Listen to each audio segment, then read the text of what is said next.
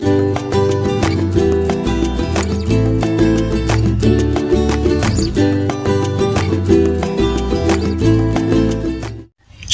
नगर में एक स्त्री ने जुड़वा बच्चों को जन्म दिया।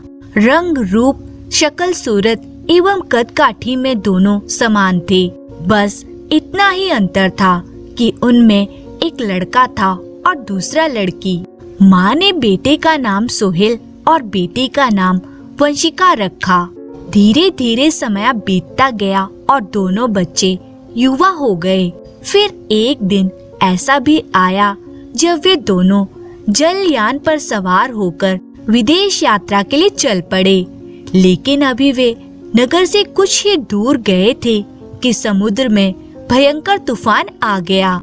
लहरों के प्रचंड प्रहारों से जहाज डगमगाने लगा।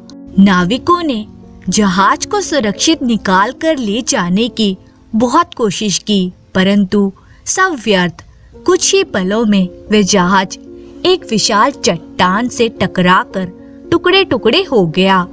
इस दुर्घटना में कई यात्री समुद्र की लहरों में समाकर काल के ग्रास बन गए।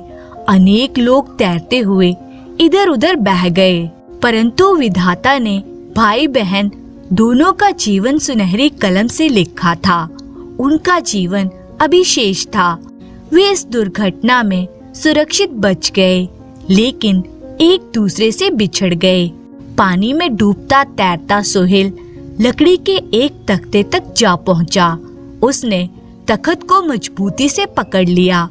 लहरों के थपेड़े खाता वह तख्ता पानी पर तैरने लगा। स्वयं को सुरक्षित पाकर उसे अपनी बहन वंशिका की याद आई। उसने बेचैन होकर इधर उधर देखा। तभी उसे एक नाव दिखाई दी जिस पर कुछ महिला सवार थे। वे एक लड़की को जल से नाव पर खींच रहे थे। वह लड़की उसकी बहन वंशिका ही थी। उसने आवाज लगाने की बहुत कोशिश की, लेकिन नाव के दूर होने तथा लहरों के शोर के कारण उसकी आवाज दबकर रह गई। फिर भी उसे इस बात का संतोष था कि उसकी बहन सुरक्षित बच गई है। यदि जीवन रहा तो वह उससे पुनः मिल लेगा। यह सोचकर उसके मन में एक नई शक्ति का संचार हुआ और वह तख्ते को किनारे की ओर खेने लगा। इधर वंशिका ने भी भाई को सुरक्षित देख लिया था। उसके मन में भी भाई से पुनः मिलने की आशा जाग उठी। इस प्रकार तूफान ने दोनों भाई बहन को एक दूसरे से अलग कर दिया। बचे हुए यात्रियों को लेकर नाव किनारे पर पहुंची और सभी ईश्वर का धन्यवाद करते हुए एक एक कर उतरने लगे। लेकिन वंशिका जहाज के कप्तान के पास गई और धीरे से बोली, श्रीमान, मेरा भाई मेरी जिंदगी का एकमात्र सहारा था, परंतु तूफान ने उसे मुझसे अलग कर दिया है। ना जाने वे कहाँ और किस हाल में होगा। मुझे पूरी उम्मीद है कि एक ना एक दिन मैं उससे जरूर मिलूंगी, परंतु वह दिन कब आएगा मैं इसके बारे में कुछ नहीं जानती। कप्तान साहब, क्या आप बता सकते हैं कि मुसीबत की इस घड़ी में मैं कहाँ जाऊं और किसके पास रहूं? कप्तान दोनों भाई बहन को पहले ही दिन से पिता के समान चाहने लगा था। उसने वंशिका के सिर पर हाथ फेरा और प्रेम भरे स्वर में बोला, बेटी, मैं जहाज का कप्तान हूँ। मेरा कोई ठिकाना नहीं है, आज यहाँ तो कल वहाँ। मेरी सारी जिंदगी इसी प्रकार सफर में निकल गई है, इसलिए चाहकर भी मैं तुम्हें अपने पास नहीं रख सकता। लेकिन तुम पास के द्वीप पर चली जाओ। वहाँ ओमन नाम का बड़ा ही धर्मात्मा और दयालु राजकुमार रहता है। वह युवा है, फिर भी अभी तक उसने विवाह नहीं किया है। वंशिका बोली, क्या मैं जान सकती हूँ कि उसने विवाह क्यों नहीं किया? तो बेटी, उसका कारण यह है कि वह राजकुमार आर्या नाम की एक युवती से प्रेम करता है। वह भी उससे बहुत प्रेम करती थी। आर्या का एक छोटा भाई था। वह उसे अपने प्राणों से अधिक प्रेम करती थी, लेकिन 6 महीने पूर्व उसका भाई रोगी होकर काल का ग्रास बन गया। भाई की मृत्यु ने उसके मन पर ऐसा गहरा आघात किया कि उसने स्वयं को एक कमरे में बंद कर लिया।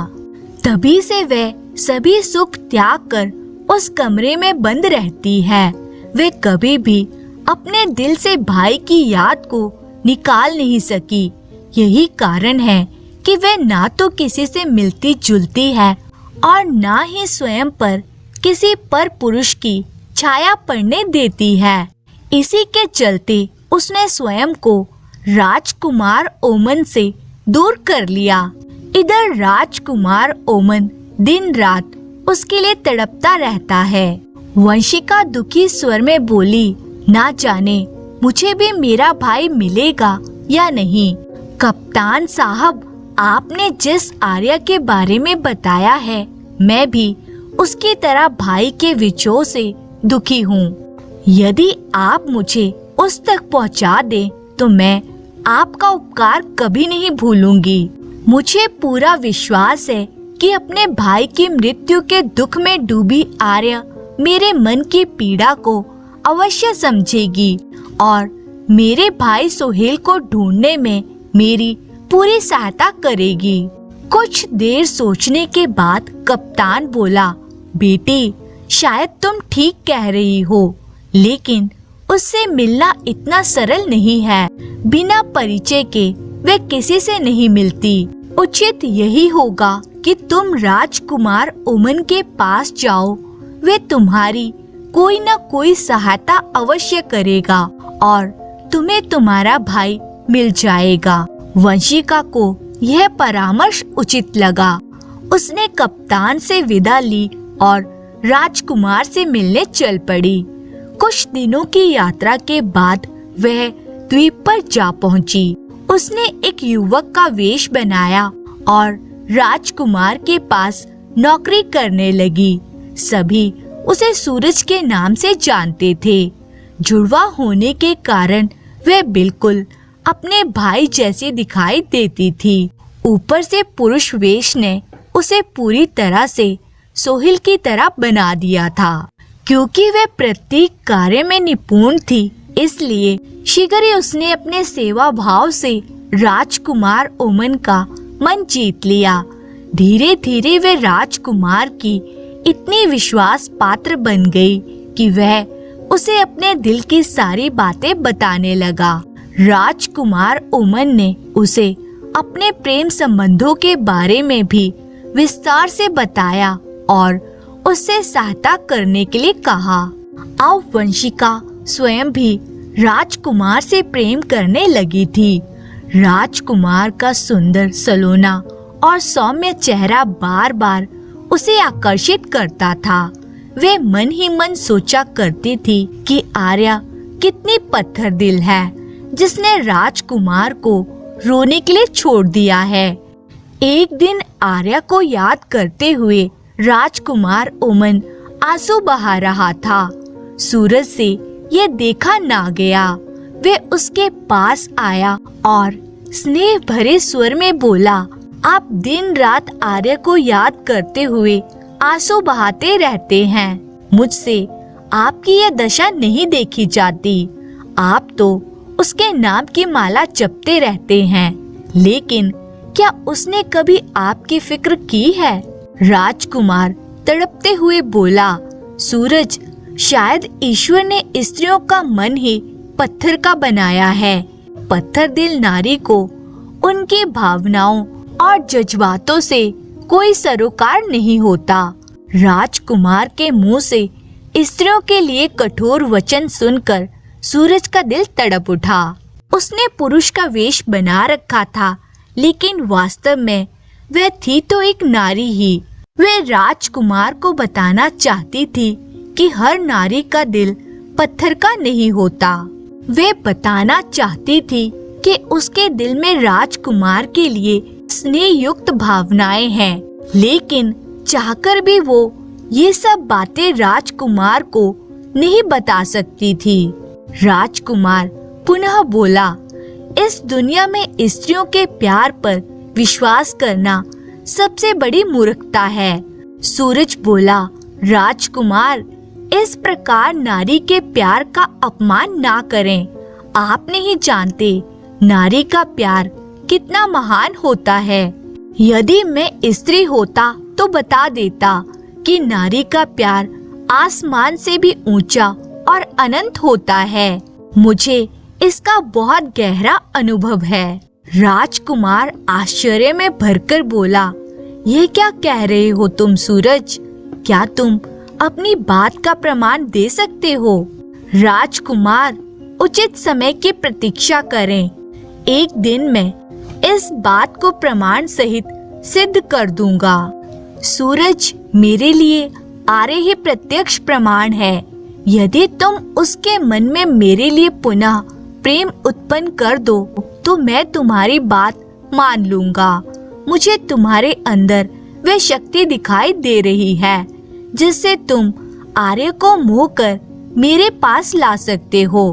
मित्र, तुम उसके पास मेरे प्रेम का संदेश लेकर जाओ और उसे मेरी वास्तविक स्थिति से अवगत कराओ। मुझे पूरा विश्वास है कि उसका पत्थर दिल अवश्य पिघल जाएगा। यदि तुमने ऐसा कर दिया तो मैं तुम्हारा एहसान जिंदगी भर नहीं भूलूंगा। वंशिका के मन पर जैसे किसी ने तलवार से वार किया हो। जिसे वह दिलो जान से प्यार करती है, उसका प्रेम संदेश दूसरी युवती के पास ले जाने की कल्पना तक से उसका दिल टुकड़े टुकड़े हो गया। अपने प्रेमी को दूसरे के हाथ सौंपने की बात उसे अंदर ही अंदर बुरी तरह से कचोटने लगी। परंतु वे राजकुमार को दिल से चाहती थी।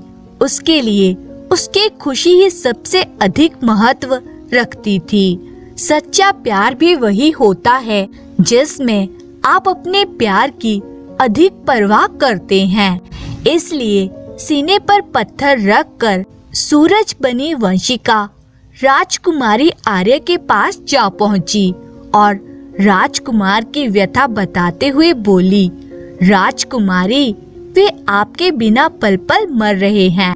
उनकी आंखें हमेशा आंसुओं से भीगी रहती है।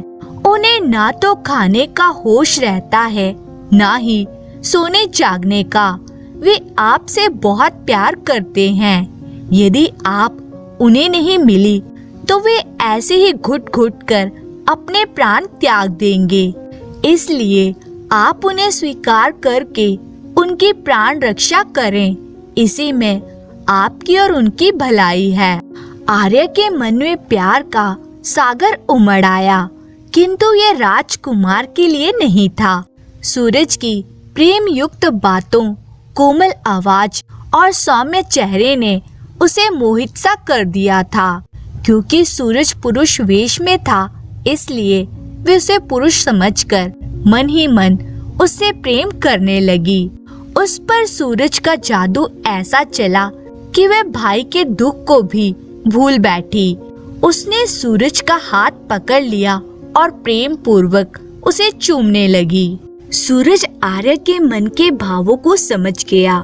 उसने हाथ पीछे खींच लिया और पुनः उसका मन राजकुमार की ओर मोड़ने का प्रयत्न करने लगा। सूरज उसे जितना राजकुमार के बारे में बताता, उतना ही वह उसकी ओर आकर्षित होती जाती।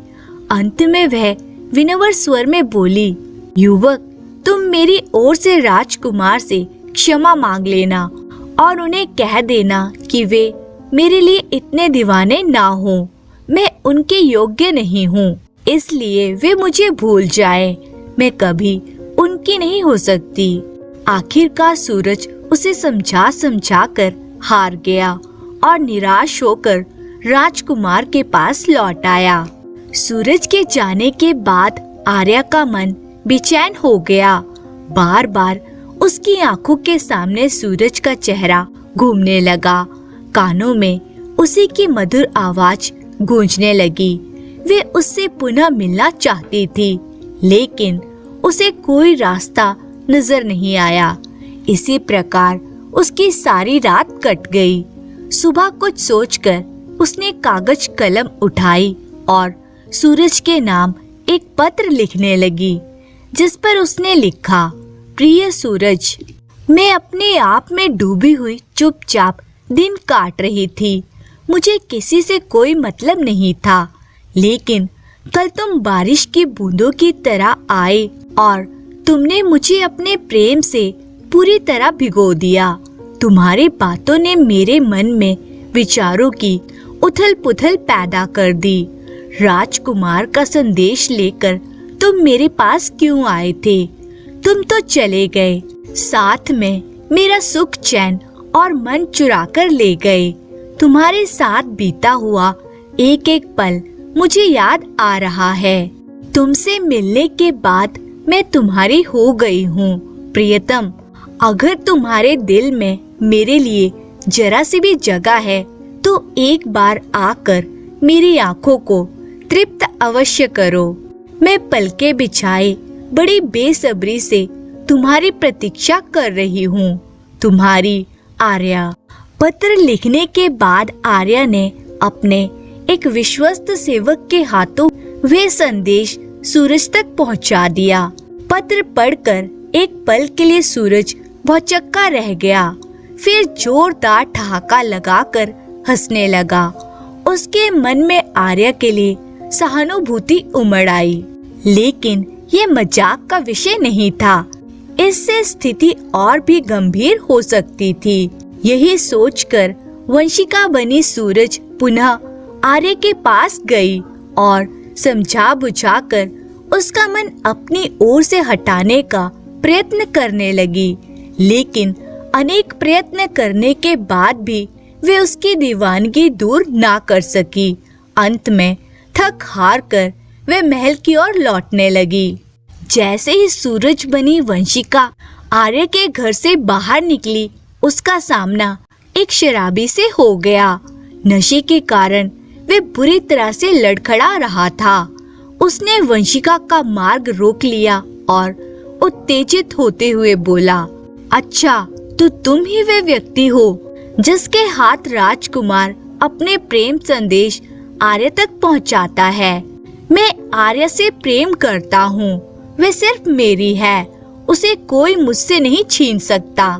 अगर राजकुमार सोचता है कि वे तुम्हें भेजकर आर्य के मन में अपने लिए प्रेम पैदा कर लेगा, तो ये उसकी भूल है। मैं अभी तुम्हें इसका मजा चखाता हूँ। यह कहकर शराबी ने तलवार निकाल ली और सूरज की ओर लपका। उसे अपनी ओर आते देख सूरज के होश उड़ गए। आखिरकार थी तो वे एक लड़की ही, वे भला उस शराबी का सामना कैसे कर पाती। वे सहायता के लिए चिल्लाना ही चाहती थी कि तभी उसे एक पुरुष स्वर सुनाई दिया, घबराओ मत सोहेल, मैं अभी इस दुष्ट को सीधा करता हूँ। अपने भाई का नाम सुनकर वंशिका चौंक पड़ी। उसने पलटकर देखा तो गली के कोने से एक व्यक्ति तेज तेज चलता हुआ आ रहा था। वे वंशिका के लिए अजनबी था। पास आते ही उस अजनबी ने शराबी का हाथ पकड़ लिया और उसके साथ भिड़ गया। पलक झपकते ही उसने शराबी की तलवार छीन ली और उसे लात घूंसों से मारने लगा। अचानक घटी इस घटना ने वंशिका को बेसुध सा कर दिया। इससे पहले कि वह कुछ कर पाती, दो सैनिकों ने आकर अजनबी के हाथों में हथकड़ी पहना दी और उसे न्यायाधीश के पास ले जाने लगे। अजनबी चीखते हुए बोला, देख क्या रहे हो सोहेल, मेरी मदद करो। सोहेल, क्या तुम भूल गए मैंने तुम्हें समुद्र से निकालकर तुम्हारी रक्षा की थी। इस समय भी मैं तुम्हारी प्राण रक्षा के लिए ही इस शराबी से उलझा था, लेकिन मेरी मदद करने के बदले तुम चुप खड़े हो। अजनबी की बात सुनकर वंशिका जैसे नींद से जागी। धीरे धीरे उसके मस्तिष्क में सारी स्थिति स्पष्ट होने लगी। वे समझ गई कि यह अजनबी अवश्य उसके भाई का मित्र है। इसका मतलब यह था कि उसका भाई जीवित है। यह सोचकर उसका मन प्रसन्नता से भर उठा। लेकिन इससे पूर्व वे सैनिकों को कुछ कह पाती, वे उस अजनबी को घसीटते हुए वहां से ले गए। वंशिका ने इधर उधर देखा, तब तक शराबी भी वहां से 9-11 हो चुका था। कहीं वो शराबी लौट न आए, यह सोचकर वंशिका तेजी से आगे बढ़ गई। जैसे ही वंशिका गली से बाहर निकली, वैसे ही दूसरे छोर से सोहेल ने गली में प्रवेश किया। अभी वे गली के बीचों बीच पहुंचा ही था कि शराबी पुनः लौट आया। इस बार उसके साथ 2 हट्टे कट्टे गुंडे भी थे। उसने सोहेल को वंशिका समझकर घेर लिया और उसे झिड़कते हुए बोला, तूने मुझे अपने साथी के हाथों पिटवा कर बहुत बुरा किया। मैं तुझे नहीं छोड़ूंगा। देख मैं तेरी कैसी दुर्गति करता हूँ। ये कहकर तीनों गुंडों ने तलवारें निकाल ली और सोहेल पर हमला कर दिया। लेकिन सोहेल भी एक उत्कृष्ट कोटि का तलवारबाज और बड़ा ही चुस्त लड़का था। वह उनके वार से बच गया और तेजी से अपनी तलवार निकालकर उनका सामना करने लगा। देखते ही देखते उसने तीनों की तलवारें काट डाली और मार मार कर उन्हें भागने के लिए विवश कर दिया। तब तक शोर शराबा सुनकर आर्या भी घर से बाहर आ गई थी। सोहेल को अकेले 3 आदमियों से लड़ता देखकर वे पूरी तरह घबरा गई। वे उसे सूरज समझ रही थी। उसने उसका हाथ पकड़ा और उसे प्रेम पूर्वक अपने महल के अंदर ले आई। सोहेल बड़ा हैरान था। इस शहर में नया होने के कारण वे ना तो किसी को जानता था और ना ही पहले कभी यहाँ आया था। फिर भी बिना किसी कारण के वे तीनों व्यक्ति उससे लड़ने को उतावले हो रहे थे। इसके बाद एक अनजान राजकुमारी उस पर स्नेह और प्रेम की वर्षा कर रही थी। इन सब ने उसे सोच में डाल दिया। वे इसे जितना सुलझाने की कोशिश करता, उतना ही और उलझता जाता। धीरे धीरे आर्य के प्रेम ने सोहेल पर अपना असर दिखाना शुरू कर दिया। वे सोचने लगा कि शायद मेरी वीरता और सुंदरता देखकर यह युवती मुझसे प्रेम करने लगी है। उसका मन भी आर्य की ओर आकर्षित हो रहा था। अतः वे भी उसके प्रेम का प्रत्युत्तर प्रेम से देने लगा। आर्य भी उसका व्यवहार देखकर आश्चर्यचकित हो रही थी। कुछ देर पहले तक सूरज उससे दूर रहने की बात कर रहा था, लेकिन अब उसके प्रति प्रेम प्रदर्शित कर रहा था। उसमें यह परिवर्तन देखकर आर्या बहुत प्रसन्न हुई कि सूरज भी उसे प्रेम करने लगा है। उधर न्यायालय में सैनिक उस अजनबी से पूछताछ कर रहे थे, तुम्हारा नाम क्या है, क्या करते हो? मेरा नाम आर्यन है, मैं एक जहाज का कप्तान हूँ। तुम उस शराबी के साथ लड़ाई क्यों कर रहे थे? वे मेरे मित्र सोहेल को मारने वाला था। उसे बचाने के लिए ही मैंने उस शराबी से लड़ाई की थी। अगर वे तुम्हारा मित्र था तो तुम्हारे पुकारने पर वे कुछ बोला क्यों नहीं? वे भभकते हुए बोला, जब वे समुद्र में डूब रहा था तब मैंने उसके प्राण बचाए, उसे अपने जहाज पर शरण दी। आज भी उसे बचाने के लिए मैंने अपने प्राण संकट में डाले थे, लेकिन मुझे नहीं पता था कि वे मक्कार और धोखेबाज है। उसकी विनम्रता देखकर सैनिक बड़े प्रभावित हुए और उसे चेतावनी देकर छोड़ दिया। सोहेल की दगाबाजी ने आर्यन के तन बदन में आग लगा दी थी। वे उससे प्रतिशोध लेने के लिए तड़प रहा था। उसने निश्चय कर लिया था कि चाहे कुछ भी हो जाए, वे उसे सबक सिखाकर रहेगा। वह शीघ्रता से उस स्थान पर जा पहुंचा जहां से उसे बंदी बनाया गया था, लेकिन सोहेल का दूर दूर तक कोई पता नहीं था। उधर राजकुमार ओमन को चिंता हो रही थी कि सूरज अभी तक महल में वापस क्यों नहीं लौटा। जब बहुत देर हो गई तो उसे ढूंढते हुए वह आर्य के घर पहुंचा। घर के अंदर प्रवेश करते ही उसकी आंखें फटी की फटी रह गई। उसने देखा आर्या सूरज को अपने हाथों से खाना खिला रही थी। यह दृश्य देखकर राजकुमार का रोम रोम जल उठा। वह गरजते हुए बोला, सूरज विश्वासघाती, मैंने तुझे अपना राजदार बनाकर आर्य के पास भेजा था ताकि तू उसके दिल में मेरे लिए प्रेम पैदा कर सके, लेकिन तू अपने आप ही उससे दिल लगी करने लगा। ऐसा करते हुए तुझे लज्जा नहीं आई? तो भूख से तड़पते हुए मेरे पास आया था। मैंने तुझे खाना दिया, नौकरी दी, यहाँ तक कि तुझे मित्र की तरह समझा, परंतु तूने मेरी पीठ में ही छुरा घोंप दिया। राजकुमार की बातें सुनकर सोहेल भी गुस्से से भर आया और बोला, कौन है तू जो इस तरह से मुझे अपशब्द बोल रहा है? लगता है तेरा दिमाग फिर गया है, इसलिए मुझे सूरज के नाम से पुकार रहा है। कान खोल कर सुन ले, मेरा नाम सोहेल है और मैं आज ही इस शहर में आया हूँ। सोहेल का स्वर इतना ऊंचा था कि बाहर खड़े आर्यन ने भी उसकी आवाज सुन ली। वे शीघ्रता से घर के अंदर आया और सोहेल से बोला, दुष्ट, मैंने तुझे अपना मित्र समझा और तूने मेरे साथ ही विश्वासघात किया। मैंने तुझे डूबने से बचाया था, यहाँ भी तुझे बचाने के लिए मैंने अपने प्राण संकट में डाले, लेकिन तू मक्कार और दगाबाज निकला। यह कहकर उसने सोहेल को पकड़ लिया और बाहर घसीटने लगा।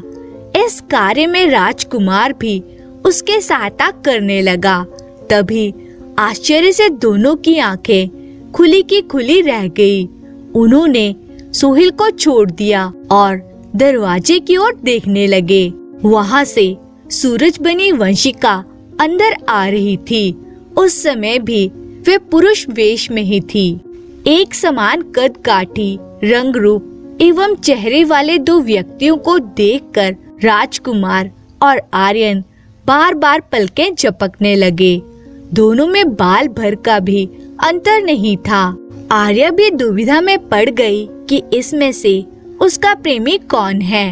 उनके रहस्य को कोई नहीं जानता था, परंतु सोहेल और वंशिका एक दूसरे को पहचान गए।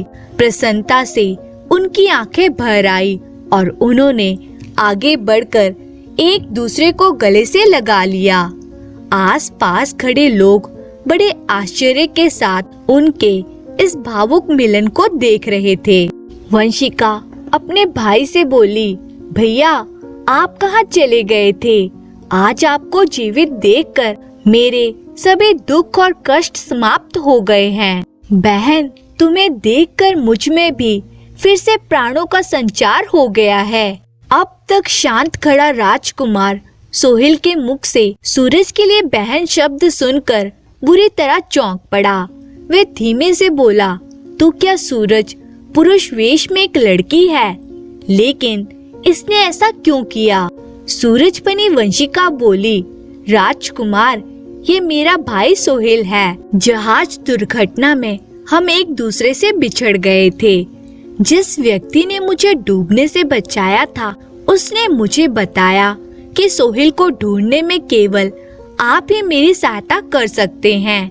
इसीलिए पुरुष वेश बनाकर मैं आपके पास सहायता के लिए आई थी, परंतु यहाँ आकर आपकी सौम्यता, दयालुता और शालीनता ने मेरे मन को जीत लिया और मन ही मन मैं आपसे प्रेम कर बैठी।